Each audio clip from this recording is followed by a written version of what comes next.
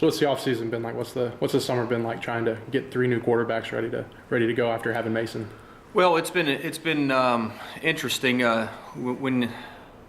when you're in a situation like ours. 2 of the guys that are going to be competing at the quarterback position, haven't gotten. Drew just showed up yesterday, and Spencer got here in June. Mm-hmm. So you just try to just build it from day one and install it and teach and try to find out how they learn. Ask a lot of questions and try to figure out how they best pick up the information and how they process information. So it's a learning environment that goes back and forth. It's not all about information out, it's about information in as well. I think those are the key aspects to teaching and trying to figure out how best those quarterbacks can learn the offense and the system.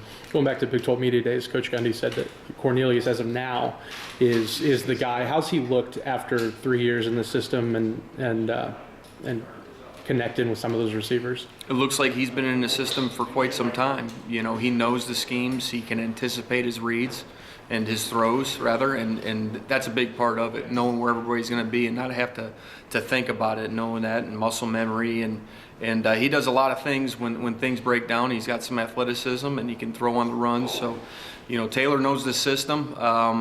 He knows what we want and what we expect from the quarterback position. So he's well ahead of the curve, and I think it speaks volume to the character of the young man. He had a lot of opportunities coming out of high school to play college football for free, and some smaller schools had come along and offered. So it's nice to see a guy like that pay his dues and be patient. And, for I think our fan base and for young kids out there to look at role models, I think it's awesome that Taylor is our starting quarterback, and look for him to do big things because he's a great kid. He's got a lot of character. He works his butt off. He's done a lot of good things in the weight room, getting his body ready for this point. So excited for him in the future and to see what he can do. This early on before team camp, how Spencer Sanders looked in the quarterback room?